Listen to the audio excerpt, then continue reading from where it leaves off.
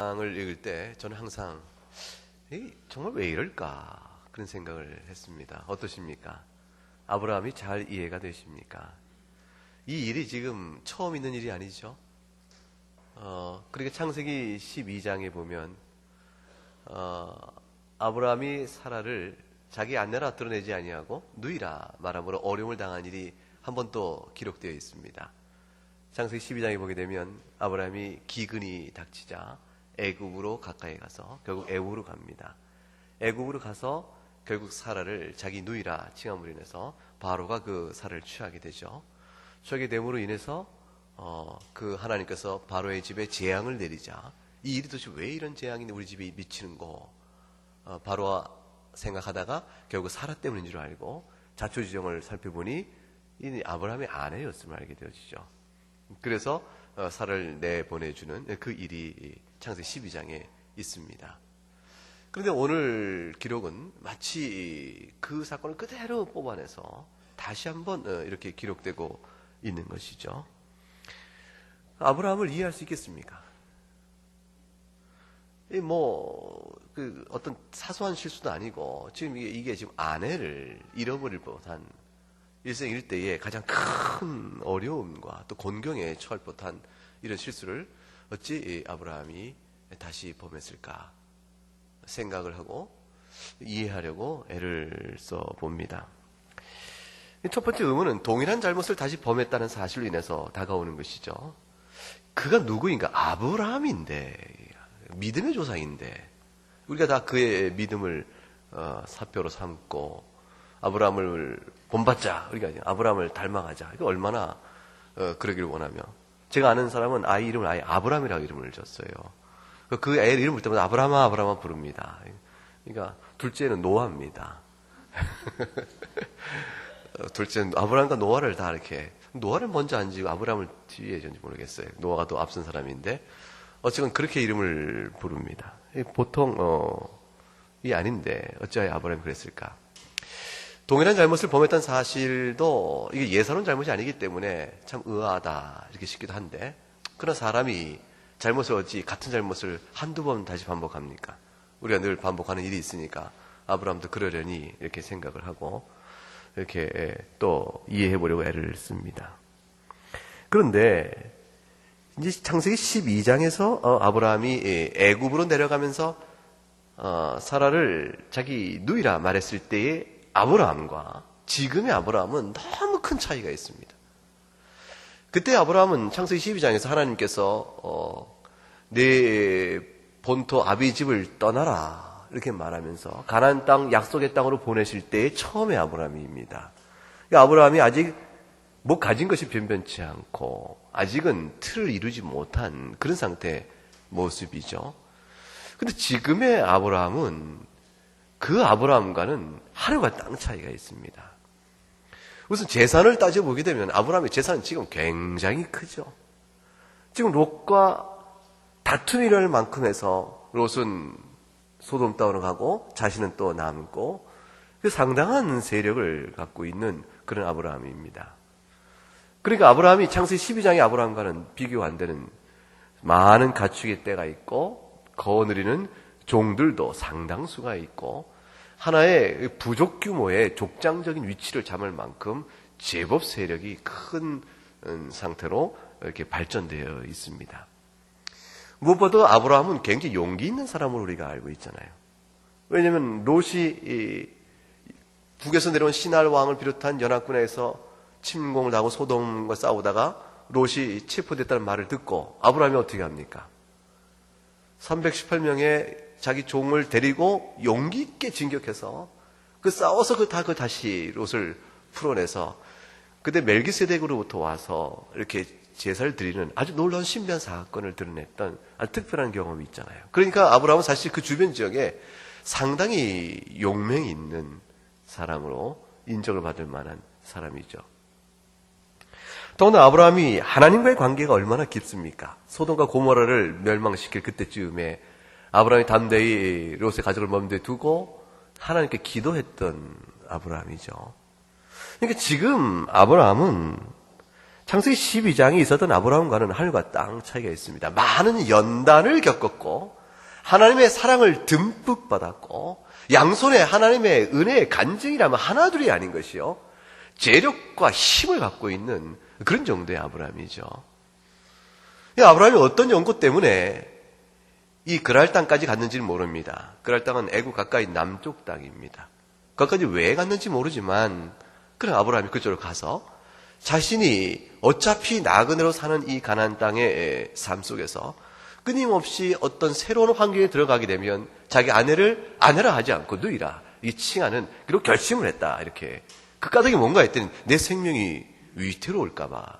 이게 상당히 이유가 이렇게 썩 건전해 보이지 않습니다. 아내를 위하여 목숨을 내놓겠다. 주님은 교회를 위해서 목숨을 내셨는데 남편은 아내를 위하여 생명을 내놓도록 주께서 명하신 혼인의 도리가 있는데 근데 아브라함은 전혀 그런 것을 모르는 것 같아요. 그래서 자기 생명을 부지하게 아내를 누이라라. 이렇게 하기로 내가 결심하였음에 그리하였다라고 아비멜렉이 나중에 말을 하지요. 그래서 아브라함을 이해하기가 쉽지가 않습니다. 그런데 아브라함이 이루어진 모든 성취의 결과에도 불구하고 아브라함이 그만하는데도 불구하고 어찌 그렇게 핑계를 댔을까? 그 작은 위협 앞에 그렇게 쉽게 같은 잘못을 또 범할까? 이것도 어떻게 이해해보려고 애를 쓰지만 더 큰 사실 의문의 여지는 아브라함은 하나님이 돼서 어떤 사람인가라는 생각 자체죠. 아브라함에게서 하나님은 어디 계신가? 아브라함의 믿음 가운데서 하나님은 어디 계신가? 이 부분이 가장 사실은 의문스러운 부분이었습니다. 여러분 어떠십니까? 아브라함이 지금까지 이룬 모든 삶의 모든, 즉 가나안 땅에 살아온 모든 생애의 모습은 하나님이 아브라함에게 나타난 적이 한두 번이 아니고 그때만 주신 언약의 재차 반복이 한두 번이 아니고 그리고 그가 이뤘던 모든 재물의 번성함과 그 다음에 전쟁에서의 자기가 싸웠던 승리 이 모든 것들이 다 자기 힘으로 된 것이 아니고 하나님이 주신 것이잖아요. 그러니까 아브라함은 사실 남다른 하나님에 대한 경험이 있는 자예요. 남다른 하나님에 대한 특별한 사랑과 고백이 있는 자인데 그 아브라함의 심령 속에 하나님이 도대체 어디 계신가? 그를 여지껏 지키고 보호하셨던 하나님의 선하심에 대한 아브라함의 이해는 어디 있고 자기를 끝까지 붙드는 하나님의 신실하심에 대한 자기 신앙 고백은 어디 있으며 하나님의 능력과 하나님의 세밀한 관심에 대한 아브라함의 신앙 고백은 어디 있는가? 도대체 아브라함을 믿음의 조상을 했을 때 무엇을 보고 믿음의 조상을 해야겠는가? 이런 생각을 창세기 20장은 우리에게 줍니다. 안 그렇습니까? 안 그러세요? 아브라함이 잘 이해가 되십니까? 우리는 어려움을 당해도 고난이 있어도 그 하나님께 주신 그 사랑을 내가 변치 않겠다 이렇게 마음 먹고 생명까지 내어놓으며 끝까지 지켜가는 많은 사람들을 볼지언데 아브라함의 모습을 볼 때는 우리가 알고 있는 숱한 믿음의 견고한 용사들 특히 히브리서에 나와 있던 사람들 믿음의 장 속에 나타나는 많은 사람들 가운데서 톱으로 썰물 당해도 하나님 앞에서 믿음을 지켰고 불혈과 그 속에서 자신이 고생을 당해도 믿음을 지켰던 용맹한 믿음의 용사들의 이름이 나오는 것과 비교하면 사실 아브라함의 창세기 20장의 모습은 언뜻 이해하기가 어렵죠. 그 부분을 이해하려고 애를 쓰는 가운데서 창세기 20장을 또 잘 읽어보면 정말 놀라운 부분이 등장합니다. 정말 놀라운 부분. 지금 같은 이 질문들을 던져보면서 함께 그 위에 겹쳐 있는 그리고 그 모든 20장 전체를 이렇게 덮고 있는 정말 놀라운 부분이 있어요. 그게 뭐냐면 하나님입니다. 하나님께서 창세기 20장의 아브라함의 이 실수, 이 잘못, 이 연약함, 이 모든 것에서 하나님이 한마디 아브라함에게 책망을 하는 모습이 안 나타납니다. 하나님은 마치 처음 겪는 일인 것처럼 아브라함에 대해서 나타나 네 이놈, 내가 너에게 어찌하였거늘 믿음 없이 그렇게 행하는가 이런 말 안 하시고 그냥 그대로 처음 겪는 일처럼 하나님이 이 모든 사태를 수습해 나가십니다. 하나님이 아비멜렉에게 나타나시죠. 꿈에 나타나가지고 사라를 어찌 취하느냐 남의 아내니라 이렇게 말함으로 인해서 아비멜렉을 깜짝 놀라게 만듭니다. 네가 죽으리라. 남의 아내를 취했으니 네가 죽을 것이라. 아비멜렉은 하나님 아는 사람이 아니죠. 그러나 그들 안에 있는 양심과 윤리의식 속에 남의 아내를 취하는 것은 옳지 않다라는 그런 의식을 하나님에게 심어놓고 계셨어요. 그걸 기초로 해서 공의의 잣대를 드러내신 것이죠. 그리고 나서 하나님께서 아비멜렉에게 사라를 다시 아브라함에게 돌려주도록 하시면서 그 꿈결 속에 이야기합니다. 아비멜렉이 말하죠. 순전한 자를 하나님께서 심판하십니까? 하나님이 공의에 호소를 하니까 하나님이 공의로 네가 어찌하여 남의 아내를 취하는 네가 죽을 것이다 라고 말하자 하나님이 공의에 호소하면서 아비멜렉이 다시 답변하기를 의인을 순전한 자를 하나님은 치십니까? 멸망시키십니까? 라고 다시 공의에 호소하죠. 그래서 하나님 뭐라고 답변하십니까? 네가 사라에게 죄를 범하지 않은 것은 네가 선함이 아니고 내가 너로 하여금 죄를 범치 못하게 하였기 때문이라. 하나님의 능력과 섭리와 간섭은 하나님의 언약 바깥에 있는 사람들에게도 작용합니다. 하나님의 언약은 오직 아브라함과 아브라함에 함께 붙어있는 사람들이었어요. 그 집안에 속한 사람들에게 외적인 의미에서 언약의 대상으로 그를 품고 계세요. 하나님이 아브라함과 맺은 언약을 그대로 이루는데 아비멜렉은 하나님이 아브라함을 불러서 복 주신 내용과 아무 상관이 없는 사람이죠. 그런데 하나님께 아비멜렉으로 하여금 네가 사라를 범하지 못하게 된 것은 내가 너로 하여금 그 죄를 범치 못하게 내가 막았기 때문이라 말씀합니다. 하나님이 거기까지 손을 그의 아비멜렉의 마음에까지 하나님 다 손을 쓰고 계신 것이죠. 하나님 왜 그렇게까지 하셨을까요? 그래 아브라함의 실수가 갖고 있는 것이 믿음의 문제라는 것과 밀접한 연관을 갖습니다. 아브라함은 단순한 생명의 육적 생명에 대한 두려움 때문에 그냥 사라를 이렇게 위기에 처하도록 했다. 여기에 그치는 단순한 실수가 아닙니다. 아브라함의 믿음 자체가 문제시 되고 있는 것은 사라와 관계되는 하나님의 언약의 의미 때문에 그렇습니다. 창세기 12장에서 애국으로 내려갔을 때 사라를 아내로 하지 아니었던 것은 생명의 위협 때문에 그렇다. 이해할 만하고 하나님께서 창세기에서 12장에 하나님이 아브라함에 주신 약속들 내가 너를 복의 근원 삼을 것이요. 너희 후손이 그 별처럼 많게 될 것이고 네가 이 땅을 다 갖게 될 것이라는 이 모든 복의 약속을 어떤 모양과 어떤 형태로 이루실 것인가에 대한 아무런 하나님의 말씀이 없으셨거든요. 하나님 아무런 언지를 주기 이전의 경우에 아브라함이 한 잘못과 지금의 그 경우는 너무나 큰 차이가 있는 것이죠. 창세기 15장에 하나님의 언약을 약속을 아브라함이 믿으니 하나님이 의롭다고 한 자예요. 너의 몸에서뿐 아니라 사라의 몸에서 날짜가 바로 내 후손이 될 것이라 분명하게 하나님이 구체적인 하나님의 약속의 성취 방법을 다 보여주셨어요. 따라서 사라를 그 위태롭게 되어진 모든 상황은 결국 하나님 주신 언약에 대한 완전한 뭐죠? 무너짐이요. 언약 자체가 실현되지 못할 위기에 처한 것이죠. 사라를 아비멜렉이 취하여 그걸 안으로 삼아 버리게 되어지면 사라의 몸의 날짜가 내 언약의 후손이 될 것이라는 이 하나님의 약속이 어떻게 이루어지게 될 것이며 그 난 자식이 누구의 자식인지 어떻게 분별하고 그 당시에 그걸 확인해가며 이 약속을 이루어갈 수 있겠습니까? 사라애가 더럽고 추한 오염된 그 오욕을 당하지 아니하고 순결하고 깨끗한 모습으로 아브라함의 아내로서 자식을 낳아야 될 이 모든 언약적 관계가 뒤틀려지게 되는 것입니다.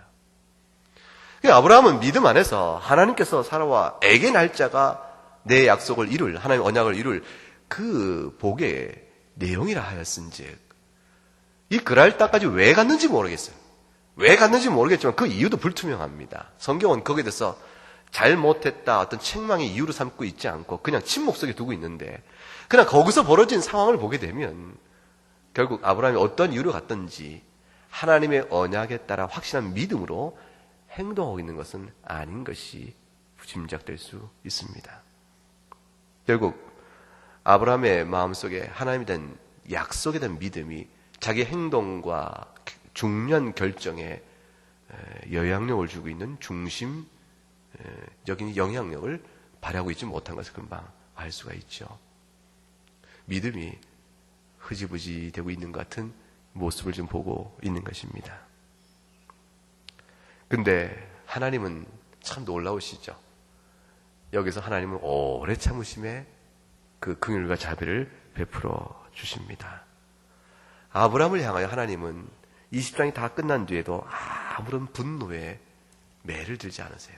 그 21장 넘어가는 가운데 바로 사라가 이삭을 출생한 내용으로 이어져 갑니다.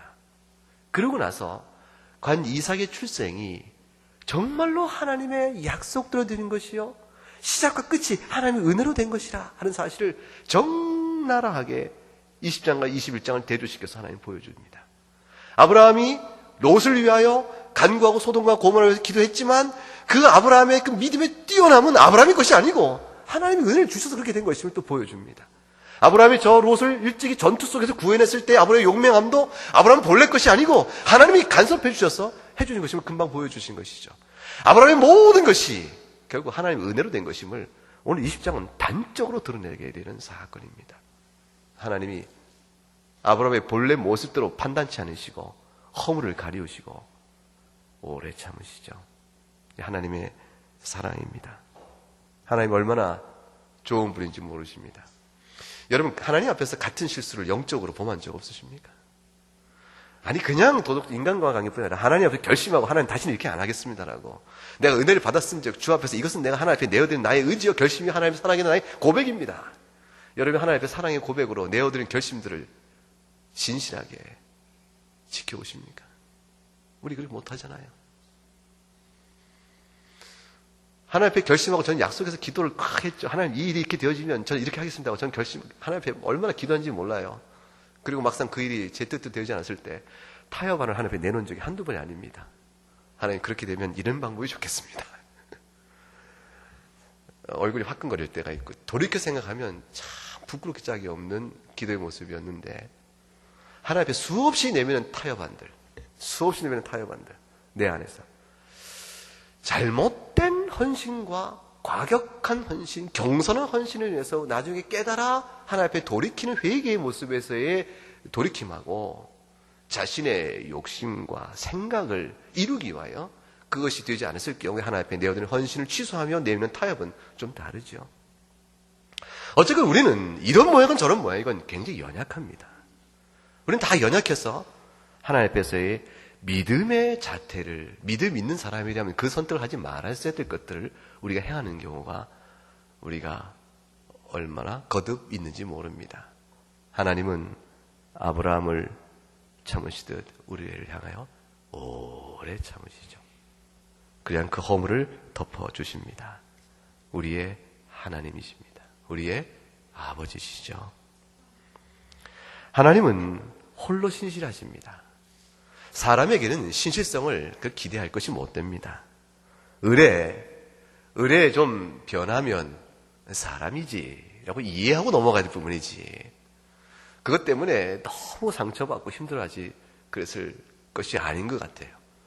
사실 우리가 살면서 인생에서 얼마나 많은 사람과 관계를 맺습니까? 그러나 상처를 얼마나 많이 받습니까? 그때 약속과 신실성의 상처 때문에 그 신의가 깨졌다고 싶은 경우가 얼마나 또 있죠? 그것들은 사실은 각각의 상대 입장에서 보게 되면 이 나름대로 이유가 있어서 설명과 변명거리가 다 있다고요. 어쨌건 분명한 것은 절대 의미에서 하나님 사람은 신실성을 보장하고 있는 사람들이 아닙니다. 근데 하나님은 홀로 신실하십니다. 아브라함이 초래한 이 위태로운 언약의 시련의 위기 속에서도 하나님은 간섭하셔서 사라를 깨끗하게 보호하십니다. 아비멜렉에게 경고하시고 아비멜렉이 함부로 사라에게 손대지 못하도록 아비멜렉의 마음을 붙잡아 놓으시고 모든 일을 다 이루시면서 홀로 사라를 이렇게 지키시고 그대로 아브라함에게 돌려드리십니다. 왜 그러시죠? 하나님이 스스로 말씀하신 언약을 지켜가기 위한 하나님의 신실하심입니다. 그 신실하심이 이스라엘 구약 백성의 전적인 패역함과 우상 숭배의 죄악상에 치달아갈 때라도 우리가 지금 예레미야를 읽고 있잖아요. 매일 성경에서 눈물 없이 못 읽는 그 이스라엘의 그 완악함이 그대로 드러나고 있는데 그 모든 일 속에서도 하나님은 맺은 언약을 이루시기 위해서 그리스도를 예배하고 끝까지 보내십니다. 택한 백성을 향한 하나님의 사랑을 접어두지를 아니하시는 것이죠. 오늘 본문 속에는 하나님에 대한 성품이 몇 가지가 드러나죠. 또 하나, 하나님의 긍휼이 많으심과 오래 참으심, 하나님의 신실하심, 또 하나가 하나님의 공의입니다. 하나님이 아비멜렉에 나타나서 물으시죠. 네가 죄를 공유해서 너는 죽은 자라. 죽을 것이라. 넌 죽은 자라. 이 말씀하실 때 하나님은, 공의의 하나님은 하나님의 말씀을 받고 있는 우리들에게서 하나님의 법이요 그리스도의 법대로 살아가는 일을 판단하실 뿐만 아니라 하나님은 믿지 않는 모든 이 세상 사람들에게 그 양심이 로마서 2장대로 하나님의 법이 되어 모든 일을 판단하신다. 하나님의 공의성을 그대로 우리가 살펴볼 수 있습니다. 이 모든 것들을 합하여 사실 우리는 한 가지를 더 크게 봅니다. 가장 결정적이고 감동스러운 오늘 20장의 본문의 내용은 하나님의 모든 일을 합력하여 선을 이루신다는 사실이죠.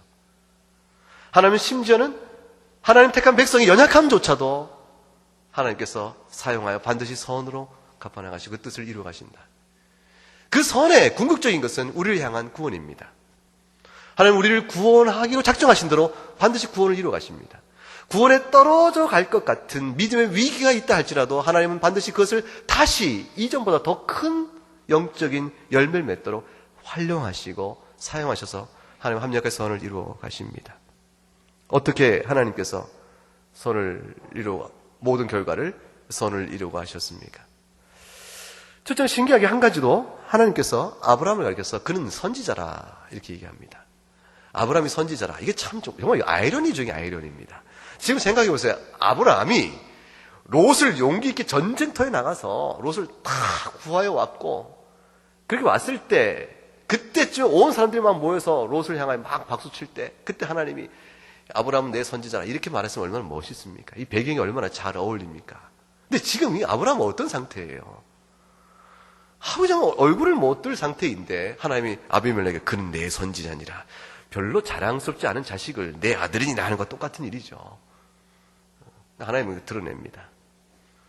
아비멜렉은 아브라함을 하나님의 선지자로 기도를 부탁할 수밖에 없습니다.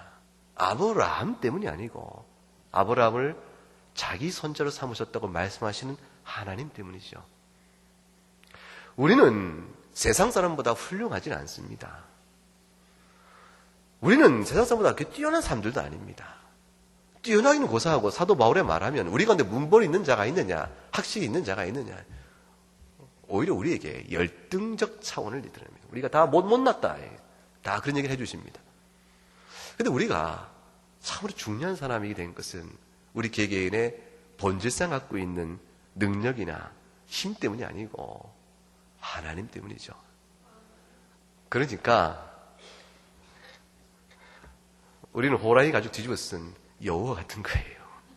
하나님이 내 편이시고 하나님이 우리 안에 계시기 때문에 우린 비록 아무것도 아니지만 하나님이 선지자라 아브라함이 말한 것처럼 예수의 이름으로 주 앞에 세상을 놓기도 하고 하나님이 택한 백성을 하여 기도하고 주의 뜻 이루어 기도하면 하나님 역사의 손길을 내미시겠다 말씀하신 것이죠.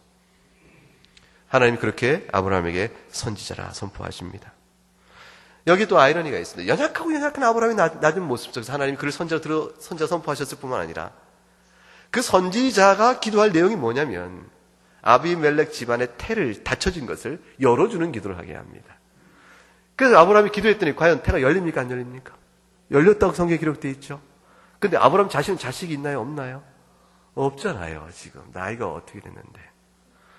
여기도 아이러니가 있죠. 하나님은 아브라함에게는 전혀 자식을 90세가 될 때까지 주지 않습니다. 100세가 될 때까지 주지 않습니다. 그럼에도 불구하고 그는 선지자라 그가 기도하니 아비멜렉의 집안의 태는 열리게 됩니다. 여기는 굉장한 대조가 있죠. 하나님이 아브라함에게 자식을 그때까지 주지 않으신 것은 하나님 능력이 없어 그러신 것이 아니라는 것이죠. 하나님이 작정한 섭리의 때가 있기 때문입니다. 하나님은 이삭 출생과 관련하여 구원 역사를 이루어가시는 원대한 계획과 뜻을 가지시고 이삭의 출생이 만방 가운데 무엇을 뜻하는 걸 알기를 원하신 것입니다. 이삭의 출생은 은혜로 낳는 것이요 죽은 자가 살아나는 것이니 그와 같이 약속의 자인 그리스도를 믿음으로 죽은 자가 살아나는 것을 온 세계, 오고 오는 모든 주의 백성들에게 선포하기를 원하신 것입니다. 하나님이 아브라함에게 자식을 만일 주기로 말한다면 사라에게 한 번에 10쌍둥이씩 팍팍 낳게 하셨어도 얼마든지 하나님은 하실 수가 있으시죠. 미루신 겁니다. 그러나 아브라함이 기도하게 합니다. 그리고 아비멜에게 태를 열어줍니다. 그럼 아브라함은 뭘 배웠을까요? 뭘 배웁니까? 내 기도가 힘있네? 그걸 깨닫습니까? 야, 내가 겨우 기도하네? 그거 아니죠? 하나님을 어떻게 보겠어요? 아브라함은 하나님에 대한 신앙 고백이 어떻게 되겠습니까? 아브라함의 심령 속에 드러난 하나님, 무한한 용서의 하나님, 오래 참으신 하나님, 약속을 지켜가신 하나님, 그리고 능력의 하나님이 그대로 드러납니다. 그리고 과연 죽은 자와 방불한 사라에게서도 죽은 자조차도 다시 살리시는 하나님이실 것임을 믿는 믿음의 뿌리가 아브라함에게 깊이 새겨지게 되어집니다.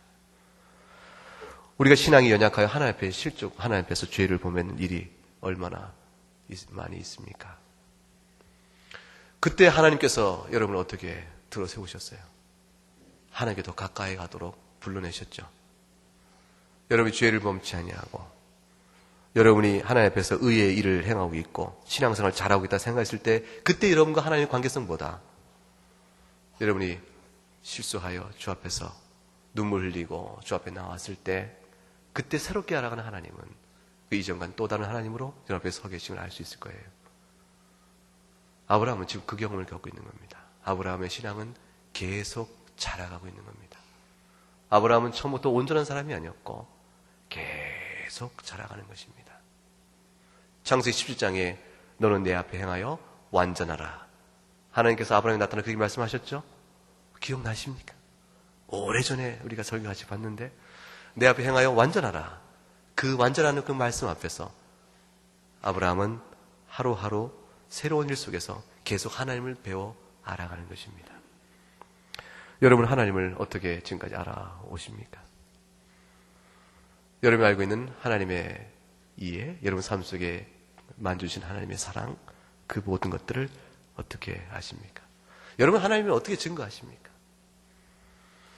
여러분이 하나님이 증거하는 것은 여러분의 삶 속에 관련돼서 하나님께 간증할 내용은 도대체 무엇입니까? 내가 이러이러했을 때 주께서 나에게 이런 용서를 주셨습니다. 하나님이 그때 용서를 베푸지 않았으면 제 인생은 그때 그것을 끝입니다. 내가 이러이러했을 때 하나님께서 어땠습니다. 구체적인 상황 속 여러분 삶 속에 만지신 하나님의 사랑에 대한 간증들이 있겠죠. 그걸 통해서 하나님은 지금도 그 이전의 모습보다는 지금 더 아름답고 더 성숙되고 더 자랑스럽고 더 훌륭한 여러분을 만드셨고 동시에 여러분 안에 있는 하나님은 그 이전보다 더욱더 크시고 놀랍고 신실하시고 긍휼이 많으시고 사랑에 풍성하신 하나님으로 여러분 심령 속에 자리하고 계십니다. 그 모든 일에 우리 주 예수 그리스도의 은혜가 있는 것이죠. 이것이 복음입니다. 이것이 그리스도 안에 있는 사람에게 누려지는 행복이요 말할 수 없는 기쁨입니다. 하나님은 주의 날이 올 때까지 우리를 같은 방식으로 다루어 가실 것입니다. 계속 우리가 날로 날마다 성숙해지는 과정 속에서 하나님 우리를 계속 같은 방식으로 다루어 갈 것일 겁니다. 복음은 단순하죠. 더 배울 복음이 있습니까? 예수 믿으면 구원을 받는다. 여러분 전폭했으면 복음 다 한 것 같잖아요. 복음의 지식적인 측면 정리는 다 끝난 것 같지 않습니까? 그럼 끝난 거죠. 더 하나님에서 배울 게 있을까요? 하나님 우리에게 계속 자신을 나타내 보이길 원하십니다. 아브라함도 계속 배워가고 성숙해져 가듯이 우리도 성숙해져 갈 것입니다. 어제보다 오늘, 한 달 전보다 오늘, 그리고 6개월 전보다 오늘, 작년보다 올해 여러분이 알아가는 하나님은 어떠하십니까? 하나님의 크신 긍휼과 자비를 생각하시면서 여러분이 다가온 하나님을 증거하시는 그런 여러분 될 수 있기를 주의 이름으로 축복합니다. 한번 기도하겠습니다. 우리 합심에 한번 우리 말씀을 생각하면서 한번 기도하죠. 하나님께서 내 안에 주신 신실하신 그 사랑, 그 긍휼과 자비, 용서, 그리고 하나님의 모든 합력과 선을 주시는 그 사랑, 그 앞에서 내가 비록 연약하지만 지금까지 붙들어주신 그 사랑을 생각하시면서 내가 그리스도 안에 있으므로 하나님 자녀됨으로 주신 사랑에 감사합니다. 감격하며 우리 안에 들어진 삶의 신앙의 생활을 돌아보시면서 한번 이 시간에 감사하며 주여 주의 사랑에 감사합니다 고백하는 시간을 한번 이 시간 갖도록 하죠.